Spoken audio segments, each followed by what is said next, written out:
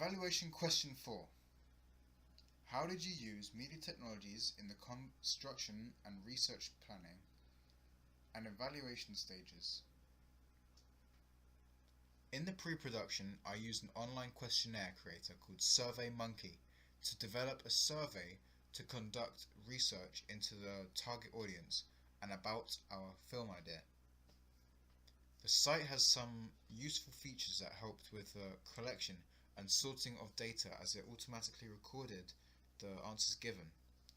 This saved me time for concentrating on other parts of the project rather than having to collect and count the data manually. As an alternative, I could have created a questionnaire on my own using a word processor. This would have given me the opportunity to ask more questions, as SurveyMonkey only restricts me to 10 questions on the free version.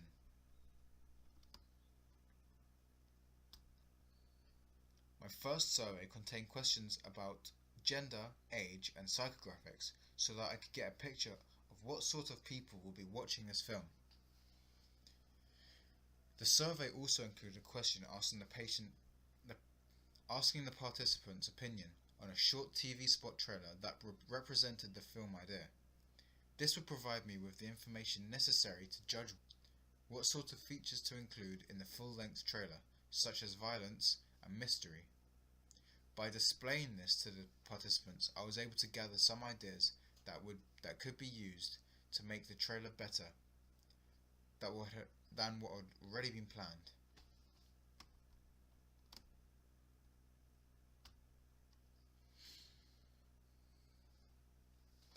The answers from this questionnaire would then lead onto a second questionnaire focusing on the specific target audience in more depth and what sort of features of the trailer would appeal to them and should be included in the full-length trailer.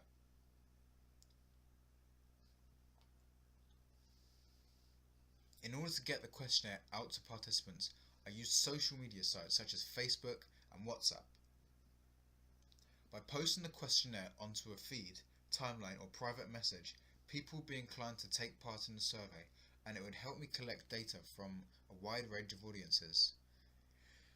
The second questionnaire focused mainly on the specific target audience that was discovered, and so was sent to specific people that had previously stated that they enjoyed watching gangster films.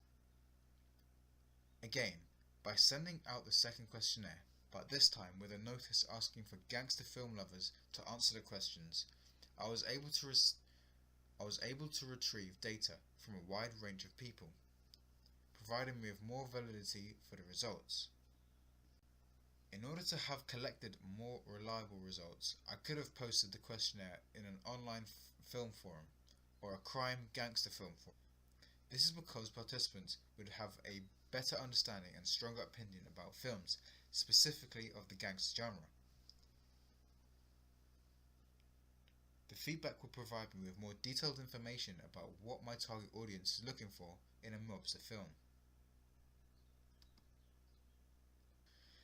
The main media technology used throughout the post-production of the magazine and post-print tasks were the Adobe Photoshop software. This program allows me to manipulate and render images so that they can appeal to an audience that they will be exhibited to. In order to do this, I used certain functions within the program to obtain the desired quality and aesthetics to present my prints to in a professional manner. The video being shown now demonstrates how I used some of the functions to create my print products. Some of the functions were also used in both print productions, however I'm only going to demonstrate them on one example. One function that I used when creating the magazine was the polygon lasso tool. This allowed me to cut out a straight edge along the Johnny Depp image and cut out the background in order to get the effect as if his head is sticking out from the picture. The same tool was used to create the same effect on the Tom Hardy image on the other side of the cover. The rectangle tool was then used to give the image a small border for for it to separate it from the rest of the cover. Another key function used was the Magic Wand tool and eraser. These were used to remove the backgrounds of the original images that were taken throughout the photo shoot so that they could be used and developed with the rest of the print products.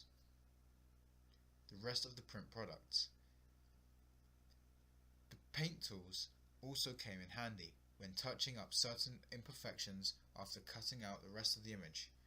The color replacement tool was also very useful throughout the production, as it gave me the ability to change the colors of certain subjects within the image. This will be used so that the color schemes on the prints do not clash, providing me with more flexibility with what colors I can use for the final piece. Other tools came into great use were the burn and dodge tools, which allow me to darken or brighten particular areas of the image. Text tool was also very useful throughout the process, allowing me to type text onto the images and then manipulate them into different fonts, sizes, shapes and colors. An alternative to Photoshop would have been the GIMP software, which allows you to render images in a similar way. However, I had already been trained to use the Photoshop software, and so it would be more convenient for me to use this.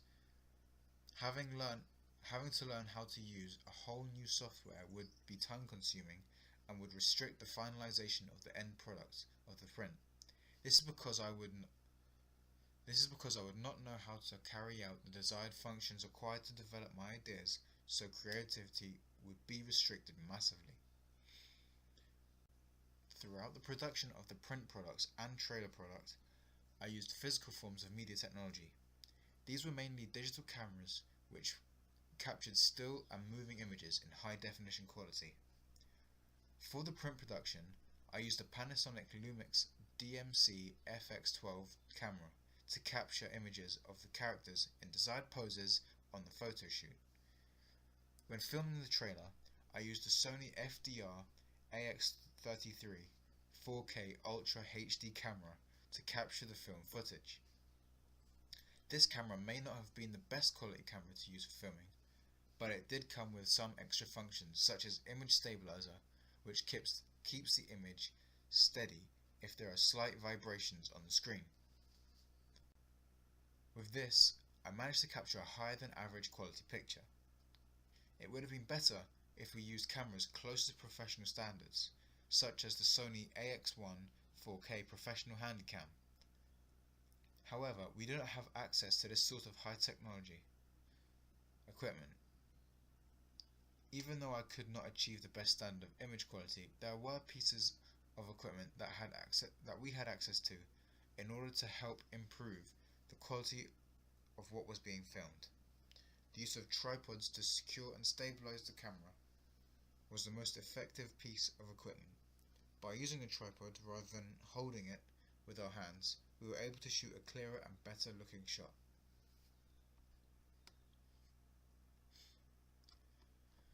In order to transfer the captured footage onto a computer, I used a standard SD card, which is found in most digital products, to store images and sound files.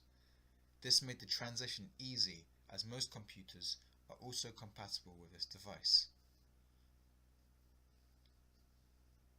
After transferring the content that had been captured in the photo shoots and film shoots, I started to edit the shots onto sequences that would flow as the trailer production. Initially, these were conducted on Windows Movie Maker to draft the scenes that were shot. However, this program does not have very advanced features, and my creativity when editing the trailer was limited greatly. To produce a full final trailer, we used the Sony Vegas software. This has greater flexibility in the functions that can be used, and so provided us with the ability to add certain special effects to the trailer to give it more cinematic aesthetic, and in turn would enable us to exhibit a more appealing trailer to the target audience of a crime genre. The first stage of editing was importing the chosen footage from the computer and then cutting it down to follow the visual audio plan that had been made previously. The cutting tool allowed me to capture particular sections of a film shot that were not indecent to be applied to the final trailer. These cut sections could then be put together into a sequence that would flow with as much continuity as possible. Even though these scenes have been applied in sequence, the trailer would still look incomplete because of the lighting deficiencies and lack of special effects and text. So after this initial stage, we introduced the on-screen text to the sequence. We did this by inserting a text media in between other clips, and then selecting an appropriate font, color, and size by using the tools provided on the text media window box.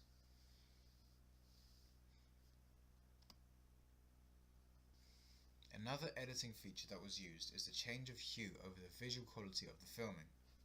We selected the blue filter, which gave the film a darkened effect. This made the overall feel of the trailer seem mysterious, as many shadows were brought out. The darkness effect also gave a more cinematic look rather than the natural look that often comes with the original footage. Other transitions can make the trailer look amateur and so tend not to be used in new film trailers. Fade-ins were used at the beginning of sequences to give the audience a gentle introduction to the trailer rather than an in-your-face surprise. This creates an element of relaxation and is good to use to gradually increase the suspense. Fade-outs were used to provide an epic effect to a scene so that what was being said or the action being exhibited is presented in a more dramatic way.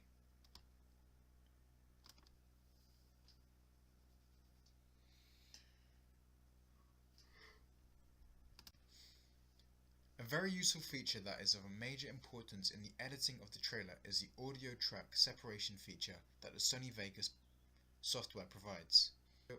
The program applies the film image into one track and its audio into another, where they can be edited separately. This was used effectively with the voiceover of the monologue throughout the trailer. We were able to cut the original image and replace it with other shots while keeping the audio.